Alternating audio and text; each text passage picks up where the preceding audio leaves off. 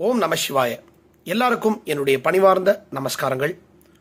நான் பக்தி பாடகர் அபிஷேக் ராஜு, கலைமாமணி ஸ்ரீ வீரமணி ராஜு அவர்களுடைய மகன்.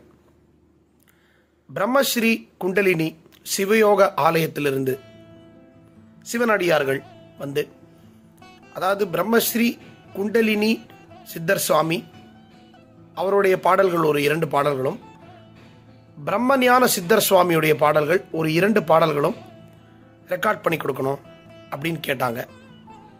இந்த அடியார்கள் கேட்டபோது சரி கண்டிப்பாக பண்ணித்தரோம் அப்படின்னு சொல்லிட்டு அந்த பாடலுக்கு நான் அந்த 4 பாடலுக்கும் நான் இசையமைப்பதாக இருந்தது. என்னுடைய தந்தையார் வீரமணி ராஜு அவர்கள் பாடுவதாக இருந்தது. அப்போ ஒரு முக்கியமான விஷயம் என்ன அப்படின்னா, நாங்கள் இந்த ரெக்கார்டிங் நடந்து இந்த 4 பாடல்களும் ரொம்ப அற்புதமாக வெளிவந்து பிரமாதமாக இருக்குது 4 பாடல்களும் அப்படின்னு அந்த அடியார்கள் எல்லாம் சொன்னாங்க. ரொம்ப சந்தோஷமாக இருந்தது. பட் இந்த 4 பாடல்கள் உருவான விதத்தை பற்றி நான் சொல்ல வேண்டும் அப்படின்னு ஆசைப்படுகிறேன். அதுக்காக தான் இந்த வீடியோவை நான் பதிவிடுறேன். அப்போ தான் இந்த சித்தருடைய பவர் என்ன அப்படின்னு இதை பார்க்குறவங்களுக்கு தெரியும். ஏன்னா இந்த 4 பாடல்கள் நாங்கள் ரெக்கார்ட் பண்ணலாங்கிற ஒரு டேட் சூஸ் பண்ணுறோம், அந்த டேட் தள்ளி போகுது. ஒரு டியூனை போடுறோம், அந்த டியூன் சரியாக வரல, மாறி போகுது. இந்த மாதிரி நிறைய விஷயங்கள் நடந்துட்டுருக்கு. ஒரு டைம் செட்டே ஆகலை, சரியாக ஒரு டைம் வரவே இல்லை. என்னடா இது இந்த மாதிரி பிரச்சனை ஆகிட்டே இருக்குது அப்படின்னு பார்க்கும்போது முக்கியமான விஷயம் என்ன அப்படின்னா, அந்த பாடல்களில் ஒர்க் பண்ணுற எங்கள் எல்லாருக்குமே பிரச்சனை என்னென்னா உடல்நல கோளாறு. ஒருத்தருக்கு உடம்பு சரியில்லை, ஒருத்தருக்கு கோல்டு, இந்த மாதிரி நிறையா பிரச்சனைகள் எல்லாருக்குமே இருக்குது. அந்த பாடல் கை வச்சா எங்களுக்கு இந்த மாதிரி ஒரு பிரச்சனை வருது, இந்த மாதிரி ப்ராப்ளம்லாம் இருக்குது. என்னடா பண்ண போகிறோம் அப்படின்னு யோசிக்கும் போது பார்த்தா அப்போ தான் ஒரு விஷயம் எங்களுக்கு தோணித்து. என்னுடைய நண்பர் ஒருவர் இருக்கிறார். அவர் கிட்டத்தட்ட ஒரு 13 வருடங்களாக இந்த சித்தர் வழிபாட்டில் இருக்கார். அவருக்கு ஃபோன் பண்ணேன். சார் இந்த மாதிரி ப்ராஜெக்ட் பண்ணிகிட்ருக்கோம், சித்தர் சாமியுடைய ப்ராஜெக்ட் நடந்துகிட்ருக்கு, அதுக்கு சரியான ஒரு டைம் வரவே மாட்டேங்குது, என்னன்னு புரியல எங்களுக்கு அப்படின்னு சொல்லிட்டு அவர்கிட்ட ஜென்ரலாக பேசும்போது நான் கேட்டபோது அவர் சொன்னார், ஐயா சித்தர் வழிபாடுகளில் பொறுத்த வரைக்கும் நம்ம நினைக்கிற நேரத்தில் சித்தருடைய பாடல்கள் பண்ண முடியாது, சித்தர் நினைக்கிற நேரத்தில் தான் பண்ண முடியும் அப்படின்னு சொன்னார். ஓ அப்படியா, சரி. அப்போ அந்த சித்தர் என்னைக்கு மனசு வச்சிருக்காரோ, என்னைக்கு நடக்க போதோன்னு யோசிச்சுட்டு இருந்தோம். அன்னைக்கு நான் மனசார அந்த சித்தர்கிட்ட வேண்டினேன். பிரம்மஞான சித்தர்கிட்டையும் பிரம்மஸ்ரீ குண்டலினி சித்தர்கிட்டையும் நான் வேண்டினேன், சித்தரே உங்களுடைய பாடலை பண்ணுற பாக்கியம் எங்களுக்கு இருந்தது அப்படின்னு நீங்கள் நினச்சிங்கன்னா அந்த பாக்கியத்தை எங்களுக்கு கொடுங்க, இந்த ஜென்மத்தில் அந்த பாக்கியத்தை எங்களுக்கு கொடுங்க அப்படின்னு சொல்லிட்டு வேண்டினேன். ஏன்னா அதுக்கு முன்னாடி நான் சித்தர சுவாமிகள் பாடல் பண்ணது கிடையாது.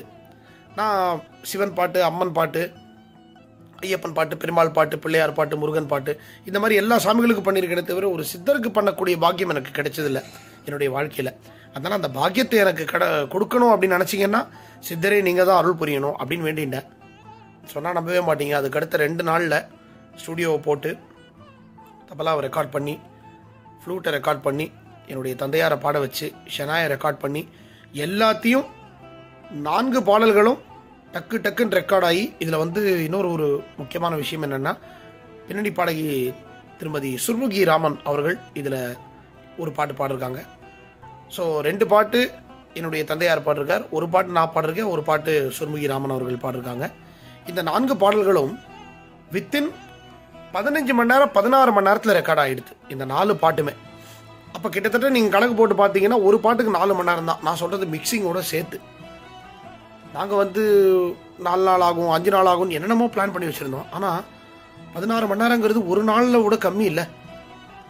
அப்போ தான் எங்களுக்கு புரிஞ்சுது, இந்த பாடல் நாங்கள் பண்ணலை, பிரம்மஸ்ரீ குண்டலினி சித்தர் சுவாமியும் பிரம்மஞான சித்தர் சுவாமி அவங்களே இறங்கி பண்ணியிருக்காங்க அப்படின்னு. அப்போ தான் எங்களுக்கு புரிஞ்சுது.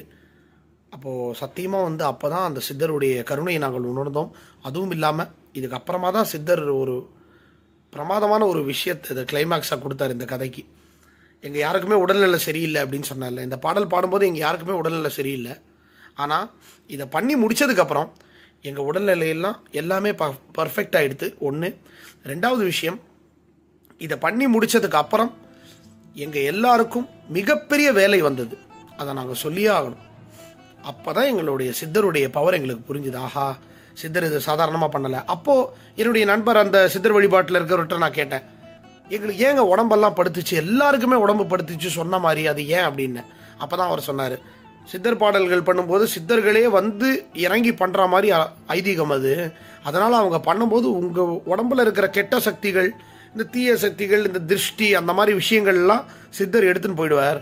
அதனால் வந்து உங்கள் உடம்பு படுத்து தான் படுத்தும். ஆனால் அதுக்கப்புறம் உங்களுக்கு எந்த பிரச்சனையுமே வாழ்க்கையில் வராது உடல் ரீதியாக அப்படின்னு சொன்னாங்க. ரொம்ப சந்தோஷமாக இருந்தது. இன்றைக்கி வந்து அந்த பாடல்கள் பண்ண பிறகு நாங்கள் வந்து ரொம்ப நல்ல நிலையில் இருக்கோம். அதனால் நாங்கள் வந்து எங்களுக்கு பிரம்மஞான சித்தரையும் யாரும் தெரியாது, எங்களுக்கு பிரம்மஸ்ரீ குண்டலினி சித்தரையும் யாரும் தெரியாது.